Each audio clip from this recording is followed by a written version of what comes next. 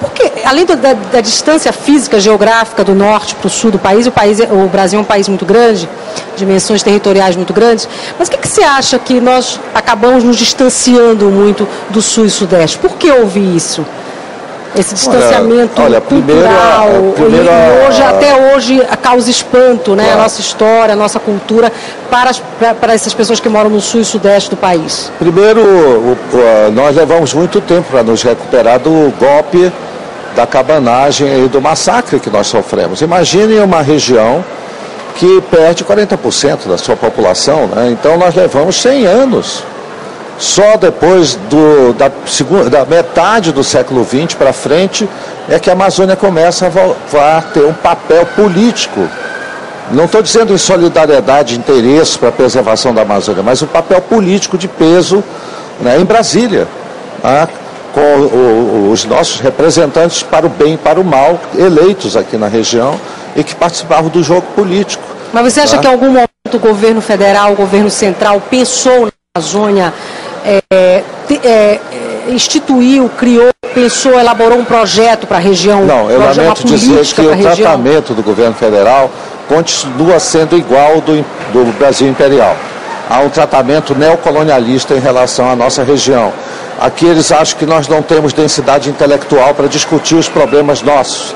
Então os tecnocratas de Brasília, nos seus escritórios com ar refrigerado, eles elaboram os projetos. Um dia a gente vai dormir, no outro dia o nosso estado foi todo retalhado como o Pará, um pedaço foi entregue a um grupo multinacional, o outro foi entregue para outro grupo multinacional e o governador do Pará virou uma espécie de prefeito de Belém, né?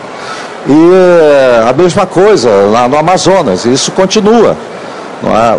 Nós poderíamos estabelecer um projeto político para a nossa região, se fôssemos ouvidos e tivéssemos uma maior densidade política que teríamos que ter.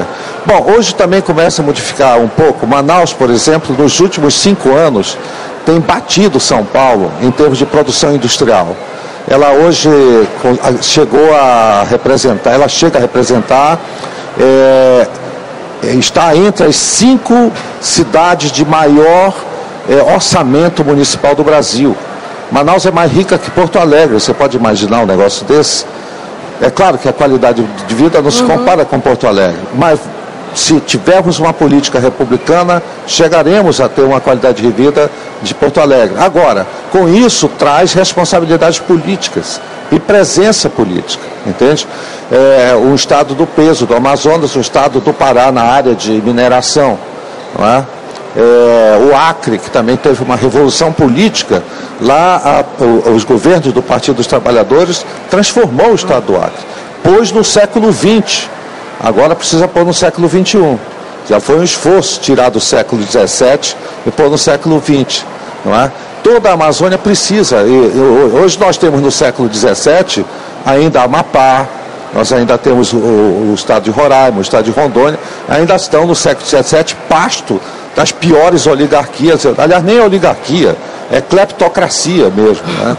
Então, nós temos uma série de problemas internos que nós, como cidadãos da Amazônia, temos que criar vergonha na cara e superar isso, para poder exigir do Brasil um outro tratamento.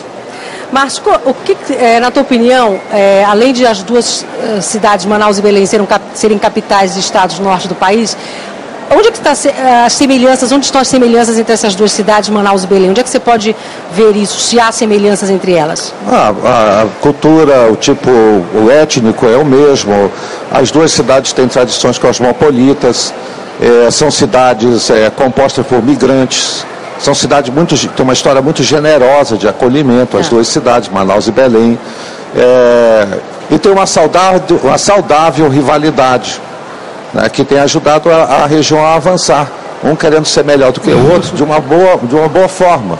Eu acho que em Manaus está havendo uma degeneração disso. Tem surgido um certo preconceito meio racista em relação aos migrantes paraenses, que nós, pessoas que temos consciência, temos combatido esse tipo de atraso. Agora, as semelhanças são totais, nós pertencemos a uma mesma cultura. E nós temos os mesmos interesses. O que é ruim para o Pará é ruim para o Amazonas e vice-versa. O que é ruim para Belém é ruim para Manaus. E o que é bom para Belém é bom para toda a região. E o que é bom para qualquer cidade, né?